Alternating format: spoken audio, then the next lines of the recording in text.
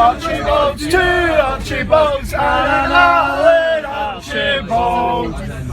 Hello and welcome to day 9 of our 12 Days of Archie series, where today we're going to look back on a famous victory at Rugby Park from 2015, which was the last time we scored more than 3 goals in a league fixture. Best day of Christmas, when true of victory, 5 Archibalds! Rhys Jenkins begins by telling us where this win left us in our league campaign that year. This 5-2 win came in what was, well, definitely the best period of the season for us. It was in the middle of a 4-game win streak where we beat Inverness, Killie, Dundee United and Ross County before drawing with Aberdeen and then losing 1-0 to Celtic. It also came during a 10-game spell where we actually won 6 games, drew 3 and only lost 1, and that was a 4-0 loss to Hearts.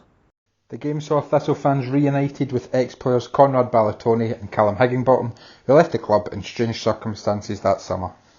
I literally used to fanboy with Higginbotham. I thought he was brilliant. I don't think we've really seen a creative player, and we all thought Sonata was going to be that type of player last season, but obviously it didn't work out. Same. I don't know what it was about Callum Higginbottom that sort of inspired that loyalty, and like it was a case of if you loved him, you absolutely loved him unconditionally. Right. Like I know people kind of turned like he didn't have the best season like at the end in his last season with herself. But I remember he started off pretty well, but the second season I remember he got a couple of goals. This is Higginbottom. This is it. He's back to his best, and he just I don't know. Yeah. I'm sure he picked up an injury and he just fell to bits after that. But it's weird. Like he had that sort of quality whereby if he was in the bench or something like that, even though he'd done quite bad, and you'd be like, bring on Higginbottom, he'll do something. Even though he had no track record over the last 4 months of doing anything, you were still like. But he can do it. He's shown it before, and I was gutted when he left. Even though he hadn't had the best season, I was absolutely gutted. And I think the way he left, mind you, was a bit dodgy. Like, I remember he was on the interview saying, "Oh, I hate plastic pitches. I hate this," and then he signed for Killie, who just fucking put it in a plastic pitch, and I think that kind of damaged his reputation a bit. Because I remember we played Killie. Legacy a bit. He signed for us. That was like trying to say. This is a 5-2 game, but it was a 2-0 game in the 2015-16 season. Where basically we wanted to stay up in it. This is a 5-2 game, but it was a 2-0 game in the 2015-16 season. Where basically we wanted to stay up in it. Basically put them in that because he was trying to take a corner, just getting hounded and hounded to fucking block. Yeah, the Kilmarnock 5-2 game. I remember. I was getting a lift there. This is before I started taking the sports bus. This is the reason why I started taking the sports bus. I was getting a lift there, and the tyre burst, and I missed the whole first half. So I missed I missed both of Dylan's goals, and I missed Josh McGuinness's goal. Yeah, the first goal was Stevie Lawless cutting inside, and then he plays a cut back through to Dylan, who's just standing unmarked, and then he tucks it past the keeper. Those kind of goals from like 6 to 10 yards out were just peak Dylan for me, because it's just so clinical and calm. It's those positions where players usually start to get nervous and fluff their lines. Like we've had many strikers over the years. Think like Adi Aziz, Matthias Pogba, even Connor Salmon. These guys they'll just never have that kind of clinical edge, even though they've got the other attributes that Dylan might not have. Our second goal's a ball whipped in from Gary Fraser, and then it's basically just flies right over all the defenders, all the Thistle players, and then Dylan just sneaks in the 6-yard box at the back post and just nods it home. Dylan loved a goal against Kilmarnock. He did, didn't he? Yeah, he did, yeah. He scored against them that season. He scored twice against them at home, then twice against them away. Then he scored against them away again. Remember that the 2-0 game that confirmed our safety? He scored against them then. Yeah, I always remember it just being a running thing of, Dylan, like Kilmarnock fans genuinely feared Dylan at a point because they knew every single game that they played against him he was going to score. Killie got a goal back, and it's a ball whipped in, and I think it's a young Liam Lindsay, about 20. He's basically completely outmuscled by McGuinness, who just holds him off and then volleys it home. Killie pulled a goal back to stay in the game before an unlikely hero stepped up to take the game away from the home side. And this is Robbie Muirhead's first involvement in the game. He's on the right hand side and he just dribbles across along the ground, which makes it past far too many bodies, and basically rolls through to Gary Fraser. Yeah, I was pretty raging. But I arrived, obviously, and I did get to see the best goal of the night. Obviously, Gary Fraser scored to make it 3-1, then Robbie Muirhead scored that cracker. What a goal that was. His only good game for us, basically. Aye, so from here it's pretty much the Robbie Muirhead show. The next goal's the one we all remember, and it's the one where he cuts in from the right, looks up, and he absolutely zings into the top right corner. I think that's got to be the best goal of his career, surely. For me, this game's just Robbie Muirhead's Thistle career, beginning and ending, all in one game. Yeah, it was in fact the only 2 goals he scored for us, and to be fair to the guy, he only had 4 starts in the league with 8 appearances in total. He's gone on to have quite an interesting career path, where after he was with us, he was at Hearts for a season, or not even a full season, then at MK Dons, and then he spent a full season at MK Dons before going to Dunfermline for a year, and then he's been at Morton for the last year and a half. But yeah, I don't think he scored a league goal for Dunfermline or Morton, so I think we were lucky to get 2 out of him in the one game. We do then concede a second, but it's a dreadful one to concede. It's just a looped ball in and then a looped header over Scully, and it's really not a good goal. Rhys Jenkins makes a case for his unsung hero of the game, Stevie Lawless. So our 5th and final goal is actually a really nice ball over from Lawless, and he hits it across the box, kind of picks out Muirhead, who on the spin just volleys it into the bottom right corner. That was the second assist of the game for Lawless, who had an absolute stormer. And he maybe isn't remembered in this game as much because he didn't get on the score sheet, but he definitely was pivotal to this win. This just kind of reminded me about Lawless, because I remember there was a lot of discussion around the time he left about whether he was still at the level he was in the promotion season and the few seasons after that. So according to FBref, which is a pretty good resource for stuff like this, he had 5 goals and 5 assists this season, and that's a really impressive number, considering that's not even including cup competitions or anything like that. From that season there was a wee bit of a drop off in Lawless. For the next season it was 2 goals and 2 assists, and then the final season when we got relegated it was a goal and 3 assists. But we do have to remember that he wasn't starting as many games and getting as many minutes in the latter seasons in the Premiership than he was in the Championship and kind of the start of our time in the Premiership. I would take these numbers with a pinch of salt though, because each different resource has slightly different numbers, but they're all in the same ballpark, so it's still pretty useful. Here's David Forrest with his experience of this game. I had a similarly miserable time with this game because I'd never been to Kilmarnock before, like to go to football anyway, and I'd planned to go to this and then came down with the flu on the Friday night. I know, and I was sitting there and I was like, I'm fucking dying, but something's going to happen today. It's going to be a good game. I need to go. I'll see how I feel in the morning, but I need to be utterly dead to not go.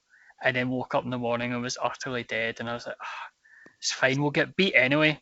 And I put on Soccer Saturday and just became strangely more and more raging and delighted at the same time. You know that way where you're happy, but there's also a small undercurrent of being raging because you're not there.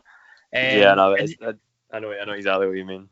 And it was just that, just my luck. I'd been to every sort of terrible scudding that we'd seen in about 3 years. And the one time we got a bit of luck, I was sitting with the flu in the house. So it's unreal. Yeah, I know exactly what you mean. The only game I have missed in years, like in so many seasons, is the 3-2 win against Ross County in the League Cup, which was literally our best result of last season. I was in Greece on my S6 holiday after leaving school. I was in Greece and I was just listening to it. I listened to the second half on Jags on an extra time, and I was like, this is unbelievable. I've missed like one of our best games this season. Obviously I was happy with the team to get the result, but it was like, that is so typical. It's the only game I've missed in years, and that was it. It's a good result as well, of course. So I was like, I didn't miss like a scud in this time. Kieran Ashton recalls an incident as the fans went home during Thistle and Kilmarnock's short-lived Premiership rivalry. I remember seeing this headline. It was like, I think it was like when that was the peak of the comeback of the Thistle hooligans and the casuals and all that shit. And I remember I read this headline. It was like 30 fans arrested in Kilmarnock train station brawl or something. I was like, what? I think it was like after this game that there was like scrap or something after it. I mean, it's not exactly the football factories, is it? You're in here, sure, Camden. I've got Gordon Sawyers on the left of me, man, pretty on. Aye, it's more Danny Devine than Danny Dyer.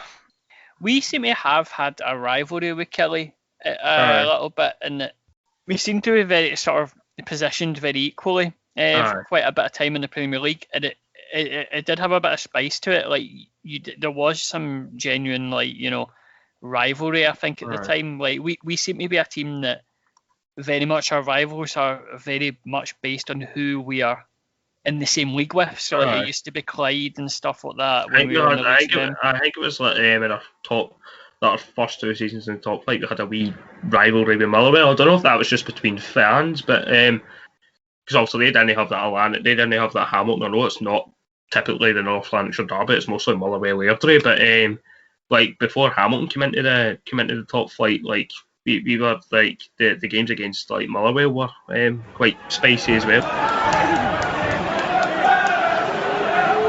Thistle, we're taking the piss. Taking the piss. We're taking the piss.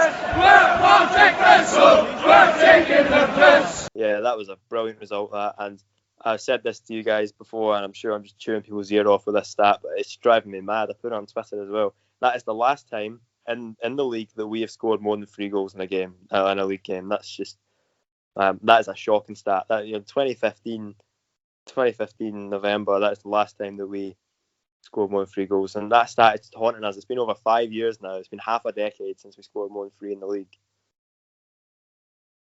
I know, it's crazy. Like you would expect, like with that sort of thing, you expect a rogue result every so often where a team just doesn't turn up and you scud them like 5 or 6-0. Do you know what happens to everyone? Yeah, it's happened to us. We've done it to people in the past, and it's just not done it in the last 5 years. It's bizarre. The day I thought we were going to do it was when we were 3-0 up at Morton at half time. I was like, oh, finally, the stat's going to go. I thought that was. And then we did score a 4th, but it got chopped off for offside, and I swear it was. And Blair Spittle was his goal got chopped off. But now it just looks like the stat just wants to hang about for a little bit longer. It's going to be terrible for you on this part of the podcast when you go, we've not scored a hat-trick since in like 2 weeks before. Yeah, all these irrelevant stats now, but you know what? I will keep this in if that does happen though, because it'll be quite funny. You know what? I'm happy for the stats to become irrelevant if we do it this weekend. I'm very happy for me to look like an idiot by going like, oh, we've not scored a hat-trick since then, we've not scored 3 goals since then. I'm happy for it. This game for me really signified a shift. And as I remember watching Sports Scene, and they had this mad vignette of us scoring lots of goals and set to like stock market tickers about how our stock was going up. They gave out the fact that if they had started in October, we'd have been 4th. I just remember that time after having such a bad start, seeing this game, especially because it included like Ballatoni and Higginbottom, who are 2 key players for ourselves in the seasons prior. Even though Higgy had trailed off, we still missed him and Ballatoni. They were sore losses when they left, and I think people had worried about ourselves about trying to replace someone, especially like Ballatoni, but you saw like Liam Lindsay coming through. And while Muirhead might have been a false dawn, I do distinctly remember at that point seeing us play with such creative freedom and just absolutely hammering the team that, when you saw Lawless on the left and Muirhead on the right, you thought, we can cope without Higginbottom. We have the replacement. And as Rhys mentioned earlier, Lawless really came into his own in this game. I know this is the Muirhead game, but you definitely have to give a shout out to Lawless. This definitely was one where he came out of his shell and really solidified himself as a Thistle legend for years to come. We were fantastic this day. It was just wonderful to watch. It was just such a positive period for us at that point. We were winning games, and yeah, it was just, there was a lot of positivity to it. And to beat Kilmarnock, especially with 2 ex-players that had kind of left in controversial circumstances, it was great. 7 Archibalds, 6 Archibalds, 5 Archibalds, 4 Archibalds, 3 Archibalds, 2 Archibalds, and an Allen Archibald. Thank you for joining us on day 9 of our 12 Days of Archie series. It was narrated by Matt Greer and edited by David Forrest.